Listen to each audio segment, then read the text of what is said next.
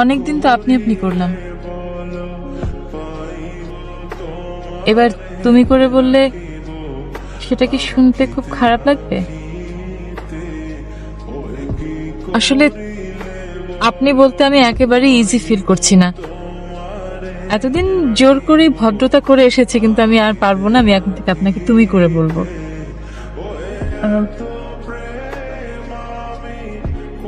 এতদিনের বন্ধুত্বের অধিকার নিশ্চয়ই আমি প্রত্যাশা করতে পারি। কি পারি না? বন্ধুত্বের ক্ষেত্রে আপনি শব্দটা বেশ শান্ত, ভদ্র, নিরাপদ, কিন্তু তুমি